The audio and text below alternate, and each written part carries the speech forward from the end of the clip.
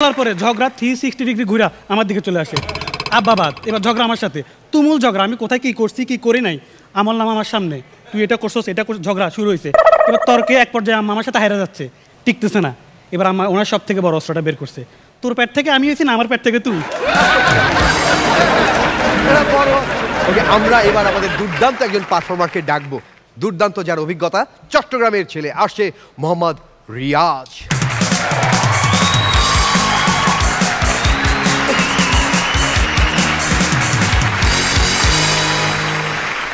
Hello Rajesh. Hello. ঠিকঠাক। আমরা যখন আমাদের ফ্যামিলি নিয়ে গল্প করি, সবাই দেখবেন একটা কমন কথা সবসময় বেশি বলে, আম্মা রুমে এসে ফ্যান অফ করে দিয়ে চলে যায়, এটা বলে। কিন্তু আব্বা যে এসে ফ্যানের স্পিড কমাই দিয়ে চলে যায়, এটা কেউ বলে না। আমাদের ফ্যামিলিতে যত ঝগড়া বাঁধে তার সব থেকে বেশি ঝগড়া বাঁধে কোথাও বেড়াতে যাওয়ার আগে। এটা বাঁধবেই। আব্বা রেডি হয়ে বসে আছে, আম্মা রেডি হয় নাই, বাচ্চা ঝগড়া। এরকম একদিন আমাদের ঘরে তুমুল ঝগড়া, বেড়াতে কেউ যায় নাই। আম্মা রাতে না খেয়ে শুয়ে আছে, বলছে আমি খাবো না, রাগ করে আসছে। আমি গেছি, আম্মা খাইতে চলো, বলছে আমার মা ডাকবি না। বলছে আচ্ছা আন্টি খাইতে চলো। বলছে গাদার বাচ্চা, জুতা খাওয়ার আগে এখান থেকে যা। বলছে দেখো আন্টি, আমরা কথা বলতেছি, আঙ্কেল রে টানতেছো কেন? আব্বা কিন্তু ডাইনিং টেবিলে সব শুনতেছে আর আম্মারে টিটকারি করতেছে, এই তোর মা খাইবো কিনা জিগা, না খাইলে মাছটা আমি খাইতাম। উনি করে আছে মাছ নেই, আমার মুখ ওইদিকে চলতেছে, আমার তোরা চাকর পাইছস, আমি তোদের কাজের লোক, তোর বাপের বিয়ে করে আমার জীবনটা শেষ। আব্বা মুসকি মুসকি হাসতেছে আর মাছটা খাইতেছে, আম্মা দিকে কাঁদতেছে। আমি বলছি আম্মা কাঁদতো না, আমি তো আছি। বলছি ডং করিস না, তুই হয়েছিস তোর বাপের মতো। আমি বলছি কই আম্মা, না আমি তো তোমার সামনে মিউ মিউ করি না। এটা বলার পরে ঝগড়া 360 ডিগ্রি ঘুরা আমার দিকে চলে আসে। আব্বা বাদ, এবার ঝগড়া আমার সাথে, তুমুল ঝগড়া। আমি কোথায় কি করছি কি করি নাই, আমার নাম আমার সামনে, তুই এটা করছস এটা করছিস, ঝগড়া শুরু হয়েছে। এবার তর্কে এক পর্যায়ে আমার সাথে হাইরা যাচ্ছে, টিকতেছে না। এবার আমার ওনার সব থেকে বড় অস্ত্রটা বের করছে, তোর পেট থেকে আমি হয়েছি না আমার পেট থেকে তুই। অবস্থা। যাই হোক, আম্মা তো একদিন আমি সন্ধ্যাবেলা গিয়ে বললাম আম্মা আমি একটু নুডলস খাবো, আমার খিদা লাগছে। বলছে একটু আগে না ভাত খাইলি? আমি বললাম আমার এখন খিদে লাগছে, একটু নুডলস করে দাও। একটু পরেই তো ভাত খাবি। মানে ভাত আপনাকে খাইতে হবে, ভাত যদি বাসায় না থাকে পাশের বাসা থেকে পান্তা ভাত আইনা দিবে, তাও খাইতে হবে। সকালে ভাত, দুপুরে ভাত, স্ন্যাক্সে ভাত, ব্রেকফাস্টে ভাত, ভাত খাইতে হবে। আমি বলছি না আমি ভাত খাবো না। তাহলে আমার মাথাটা খা, আমার মাথাটা খা। আমি বলছি না এগুলো বললো না, আমার নুডলসই দিতে হবে, আমি নুডলসই খাবো। বলছে আচ্ছা নুডলস খাবি, আচ্ছা নুডলস খা, তবে তার আগে একটু ভাত খা।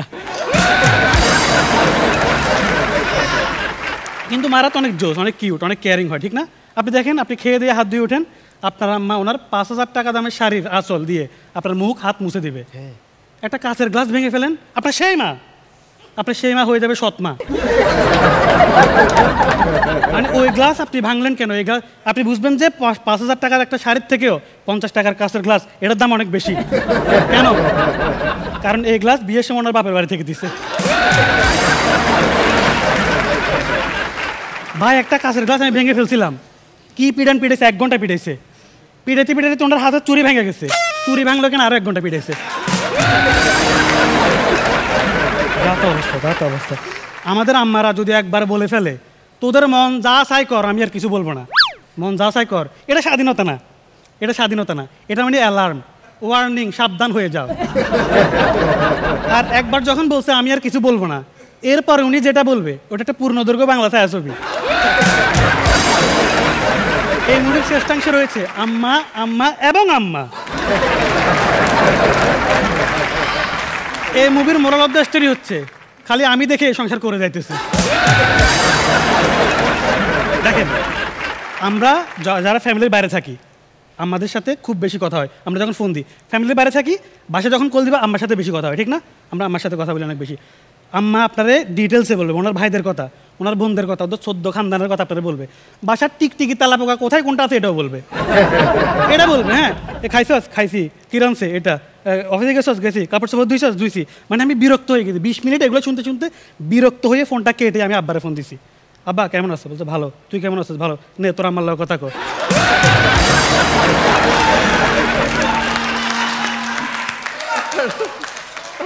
আমার আম্মা শুধু যে ঘরের কাজ ভালো করে, কেয়ারিং, এগুলো না, ওনার কিন্তু চিকিৎসা জ্ঞানও খুব ভালো। ওনার কাছে সব রোগের চিকিৎসা আছে, আপনি যে কোনো সমস্যা নিয়ে যান, প্যারাসিটামল 3 বেলা। আমার আম্মার প্যারাসিটামল নিয়ে একটা ফ্যাসিনেশন আছে। আপনার পেট ব্যথা, প্যারাসিটামল। মাথা ব্যথা, প্যারাসিটামল। পাত্র খুঁজছেন, প্যারাসিটামল। আপনার মনে ব্যথা, প্যারাসিটামল। আপনি মোটা হয়ে যাচ্ছেন, জি না, মোটা হলে খাওয়া বন্ধ করেন।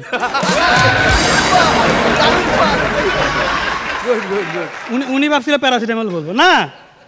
একদিন আমার জ্বর হয়েছে, আমি প্যারাসিটামল খেয়ে বমি করে দিছি। আমার কাছে বলছে আমার বমি হইতেছে, আমি বলছে প্যারাসিটামল খা। উনি ফ্যাসিনেটেড এটা নিয়ে, এটা লাগবে ওনার প্যারাসিটামল। আমার আব্বা আমার ডায়াবেটিসের একটা প্রবলেম আছে, একটা ডক্টরের কাছে গেছে, ডক্টর সব কিছু দেখে ভালো ঠিকঠাক রিপোর্ট দেখে একটা প্রেসক্রিপশন লিখে দিছে। তো আম্মা চলে আসতে বলছে, ডাক্তার সাহেব আসল জিনিসটাই তো লিখলেন না, প্যারাসিটামল লিখলেন না।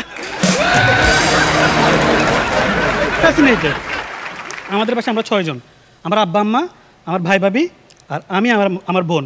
সব থেকে স্মার্ট কে জানেন? আমাদের বুয়া। ও অনেক স্মার্ট, ও সারাক্ষণ টিপটপ থাকে সেজে গুজে। আমাদের বুয়া এক জামা টানা 2 দিন পরে না। ও সানস্ক্রিন মেখে রান্না করতে যায়, ওর নাকি স্কিন নষ্ট হয়ে যাবে। ও এত টিপটপ থাকে, বাইরে থেকে কেউ আসলে আমার আম্মারে কাজের লোক মনে করে। আমার এক আঙ্কেল আসছে বিদেশ থেকে, এসে বুয়ারা দেখছে, বুয়ারা দেখে আমার আব্বা আম্মার সাথে রাগারাগি শুরু করছে। আঙ্কেল ভাবছে আব্বা আম্মা ওনাকে দাওয়াত না দিয়ে আমার বিয়ে করা দিছে।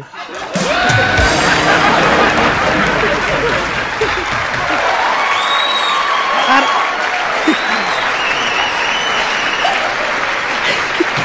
এরকম 5 লাইন হবে এটা আমরা।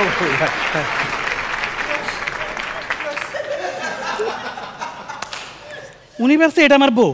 এই পুরো কনভারসেশন বুয়া শুনছে। বউ শুনছে আঙ্কেল অপমানটা না করলেও পারতেন। আপনার মনে হয়েছে আমি এই লোকটার বিয়ে করবো? যা তো অবস্থা, মানে আমার কোনো মান সম্মান নাই। হ্যাঁ ভাই, আমাদের বুয়া এত স্মার্ট, ওনার কাছে এত বড় বড় 2টা স্মার্টফোন, এত বড় বড়। আমি বললাম তুমি 2টা ফোন দিয়ে কী করো? বলছে একটা দিয়ে তো আমি রান্নার কাজটা সামলাই, আমি রান্না করি। আরেকটা বলছে আমি কন্টেন্ট বানাই। আমাদের বুয়া কন্টেন্ট ক্রিয়েটর। আমরা দেখাইলো ভাই, বিশ্বাস করেন টিকটকের 1.2 মিলিয়ন ফলোয়ার। ওই ইনফ্লুয়েন্সার সব থেকে বেশি ইনফ্লুয়েন্স করছে কাকে জানেন? আমাদের বাসার লোকজনকে। আমাদের বুয়া আমাদের কথায় চলে না, আমরা আমাদের বুয়ার কথায় চলি। ভাই যা তা রান্না করে দিয়ে খাইতে হয়, কিচ্ছু বলতে পারি না। ও এত বাজে রান্না করে, ও আমাদেরকে রান্না করে দিয়ে নিজে অনলাইন থেকে অর্ডার করে খায়।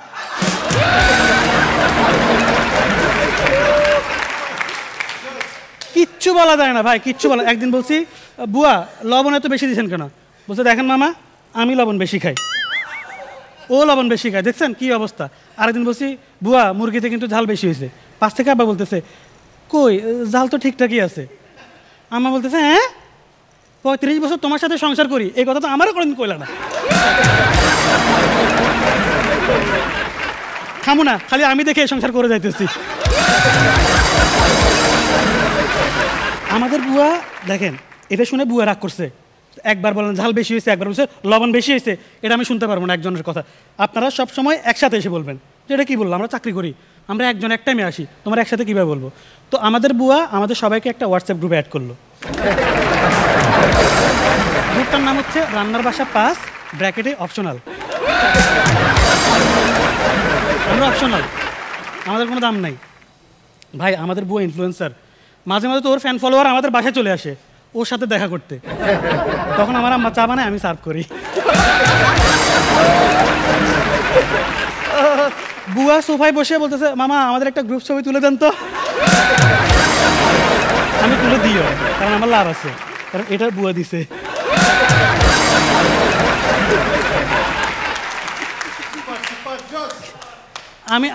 আমি যেদিন গ্রুমিংয়ে আসতেছি সব কিছু ব্যাগ ট্যাগ রেডি করে বলছি মামা এত ব্যাগ নিয়ে কই যান? বলছে গ্রুমিংয়ে। গ্রুমিং কি? ওরা আমি সব বুঝাই বললাম, মেন্টরদের ছবি দেখালাম, এরা আমাদেরকে শিখাবে। ও দেখলো এরা আপনাদেরকে শিখাবে এগুলা, এটা গ্রুমিং, এটা ইস্তিয়াকা সাউন্ড না?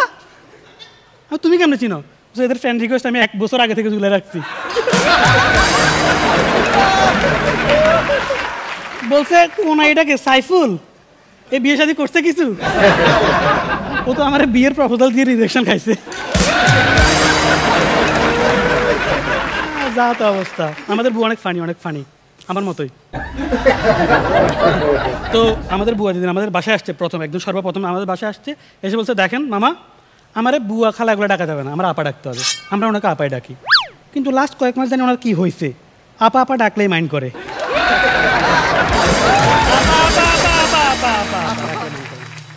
যাই হোক, অনেক প্রবলেমেটিক বুয়া, অনেক প্রবলেমেটিক। আমাদের বুয়া খুবই ভেজাল্লা। আম্মারা ডেকে বলছে আম্মা এদিকে আসো, এই বুয়া কথা শুনে না, রান্না ঠিকঠাক করে না, এটা রাখবা কেন, এটা বাদ দিয়ে দাও। সেটা বাদ দিলে কি রান্না তুই করবি, আমি কেন করবো, রান্না করবা তুমি, বাসায় তো কাজ কিসের, এটা বলতে মাইন্ড করছে, কাঁদতেছে। খালি আমি দেখে এই সংসার করে যাইতেছি। থ্যাংক ইউ, দ্যাটস ইট।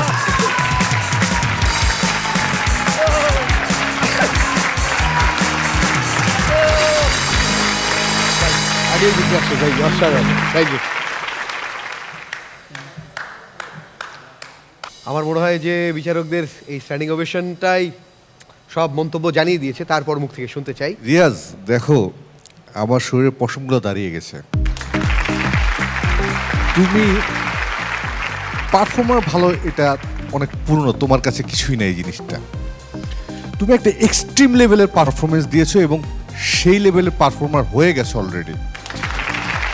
যেই ধরনের পারফর্মার কাছে যে কোনো ধরনের কন্টেন্ট আসুক না কেন, যে কোনো ধরনের লাইন আসুক না কেন, সেই লাইনে কোনো পাঁচ লাইন থাকুক না থাকুক ডাজন্ট ম্যাটার, সেইটাকে তুমি প্রেজেন্টেবল করে দিচ্ছ। ও টোটাল পারফরমেন্সের মধ্যে 5 লাইন খুব কম, বাট সেটাকে উপভোগ্য করে তুলছে। এটা একটা বিশাল কোয়ালিটি, মানে এই কোয়ালিটিটা বিশ্বাস করো আমাদের মাঝেও নেই। আমরা এত বছর ধরে অভিনয় করি, এই কোয়ালিটি খুব রেয়ার মানুষের কাছে থাকে, যে কোয়ালিটির গড গিফটেড তোমার কাছে আছে, এবং এটাকে যত্ন করে রাখবে। অসম্ভব সুন্দর ছিল, এক্সট্রাঅর্ডিনারি এক্সট্রাঅর্ডিনারি। গুলি তো লোডেড করে মারতে হবে।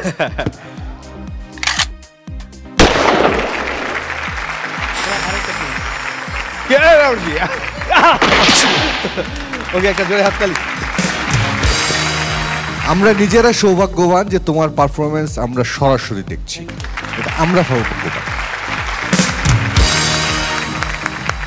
ওকে, এই যে আমির ভাই যা বললো যে কিভাবে উপভোগ্য করে তোলা একটা পারফরমেন্সে, হয়তো 5 লাইনে আমরা যেভাবে বলি সেটা কাউন্ট করলে কম হতে পারে, কিন্তু বাট গোটা গল্পটাই জার্নির সাথে আমাদেরকে মানে যেতে হয়, এবং এই গোটাটাকে এক কথায় কি বলে, কি বলে, যাতা অবস্থা। শবনম ভারিয়া,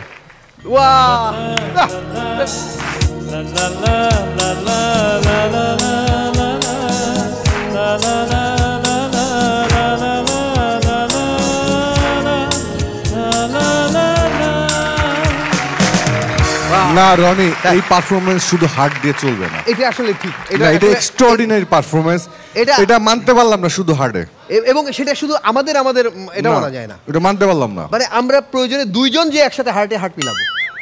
বেশি ভালো, মানে এত ভালো যে আমার কাছে যথেষ্ট ভাষা নাই সেটা বলার যে কত ভালো। কিন্তু একটা পর্যায়ে মনে হচ্ছিল যে ও আমার আম্মুর গল্প বলছে, মানে এত মিল ওর মার সাথে আমার মার। মেলায় হারানো ভাই নাকি, আই ডাউট। হার্ট দিয়েছে সে, একটা আলাদা লাড্ডু ফুটেছে মনে। আর ওই ভাই দিয়ে শুরু হয়, কারণ আমি জানি আমি যখন বলবো এটা ওর কাছে অ্যান্সারেরই থাকবে, তাহলে আমার বাসায় চলেন বা কিছু আমি জানি ঠাস ঠাস করে খুব অ্যান্সার দেয়, এই জন্য আগে বলে দিলাম। শোতে আমি চিটাগনিয়ান, সো কাজিন সিস্টার। আচ্ছা, খুব ভালো ছিল, খুব ভালো ছিল রিয়াজ, খুব ভালো। এক কথায় অসাধারণ। আর যেটা হচ্ছে যে আনএক্সপেক্টেড পাঞ্চ। জি, ওই আত্মীয় এসে মাইন্ড করছে যেন বিয়ে দিয়ে দিয়েছে, জীবনে কেউ কল্পনার মধ্যে আসবে না। অসাধারণ ছিল রিয়াজ, তোমার ব্যাপারে বেশি কিছু বলার নাই, খুব ভালো, অসাধারণ, অনেক ভালো। আমাদের অতিথির কেমন লাগলো? প্রথমত কনসেপ্ট একটা ফ্যামিলি নিয়ে, এটা একটা আনকমন ব্যাপার ছিল, আমি বলবো বেশি জোস, একদম বেশি জোস। ওকে, বাবা মার গল্প যখন বলছিল আমি তখন ভাবছিলাম আচ্ছা আসলে কে বেশি আপন, বাবা নাকি মা? কোনো একটা ভুল করলে মা বলে যে আয় বাসায় আজকে, আর বাপ বলে বাইরে বাইর থেকে। এই দুই রকম কিন্তু আছে, তাহলে কে বেশি আপন, মানে এটা কোনটাকে আমি বিশ্বাস করবো আর কি? আয় বাসায় আজকে। ওকে, তবে ভালো, খুব ভালো লাগছে কি জানেন, গোটা স্টোরিতে মানে এই যে কাজের বুয়াটার সাথে আপনি যে কোনো বেয়াদবি করেন না, আমি কেন কেন বলছি, সব কিছু মিলাই সে তো প্রায় মোটামুটি বোঝা গেল যে বিয়ের বউ হিসেবে ভাবে, সেম এজ হতে পারে। কোনো একদিন দুষ্টুমি যদি করতেন, আমি ওই 5টা ভাবছিলাম যে কোনো একদিন যদি জাস্ট খালি আপনার গায়ে হাত তুলতো, তাহলে না জানি সেই 5টা কেমন হতো, এখানে এসে বলতে হতো আমাকে বুয়া মারছে।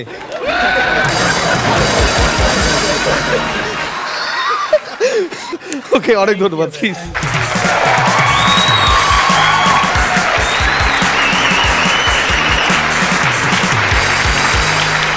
দুর্দান্ত, পরিবেশটা একেবারে পাল্টে গেছে। আমরা যারা প্রতিযোগী তারা পর্যন্ত হাসছি যে কি রে ভাই, কি দুর্দান্ত, একটা সহজ কথা। এই গল্প আপনার সামনে যদি এমনি এমনি বলা হয়, আপনার মানে এরকম নাও মনে হতে পারে, কিন্তু প্রেজেন্টেশনটা অসাধারণ। Thank you.